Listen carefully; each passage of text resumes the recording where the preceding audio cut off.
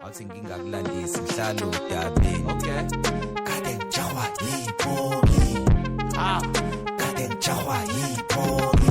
Athi ngisaba kanje Sangihubi.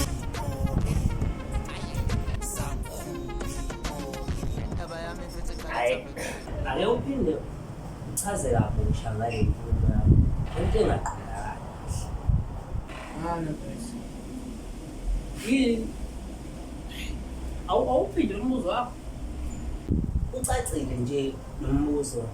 Yini ongayiqondi? Okay. Mina yini engaqondakali lento engiyichazile? Angithi uyezwa ukuthi kunzima kanjani ukuphinda umbuzo noma ukuphinda inkulumo kabili. Ya, kodwa phela phela umbuzo wakho ucacile and futhi awuhlangene nale nkulumo.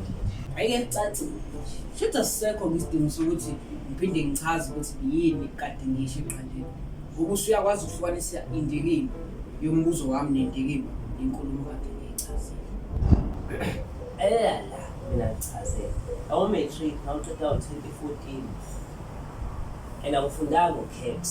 So ungangichazeli ngey'ndikimba, nomgqumo emnandi. Amebhashela baba. Oh, ibashela. Ama-distinction 4 emangaka. Yabona-ke le ayikho manje awungitshela wathatha vele ama-earphone a-orange. Oh, hey. No, mfethu. Peer pressure, mfethu. Peer pressure.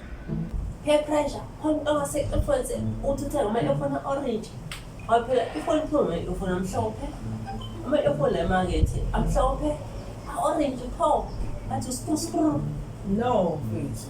The thing is, ngihlale res. Manje yona proof of residence ile yakho. Cha, mfethu. Angithi ama-students laba ema-res. Baphuza ama-orals. Mina ngiphuza i-fusion. So ngathi-decide ukuthi azi ngihambe ngiyothenga ama-orals. Ngafike ngadubula ama-orals awu-5 lapha eShoprite. Then mase ngibhansela ngalama earphone a-orange. Hoy. Thina chazela noma umuntu akumele ulalele lezi zinto zo-peer pressure, o-depression, o-anxiety, lezi zinto zokudalela i-stress. Waliphila impilo yakho.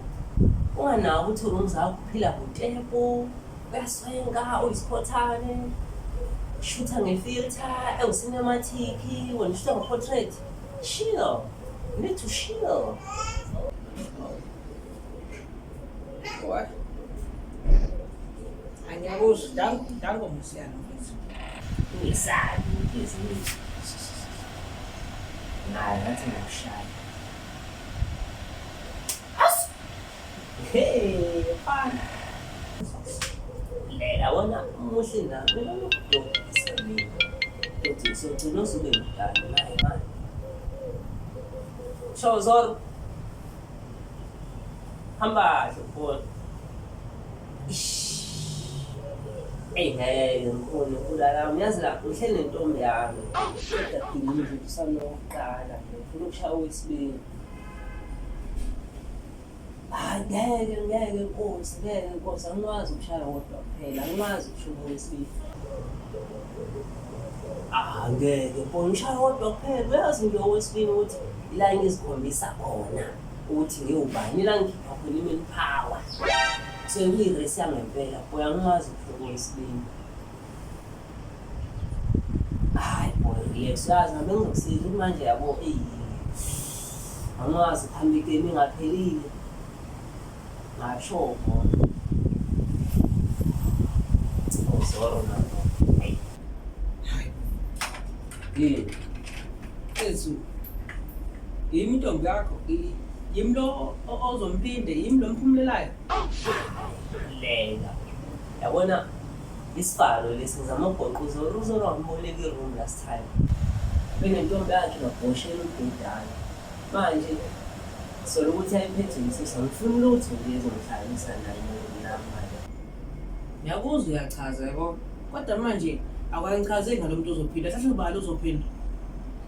Angiyasho ukuthi isivalo nje. Isivalo. Hayi ngeke. Hayi Somizi uzomela khulume la. Hayi. Ithini inkulumo yakho? Awuyizwa le nkulumo? Hayi. Ngisho ukuthi awuyizwa. Hayi ngizwa ke ngiphindele.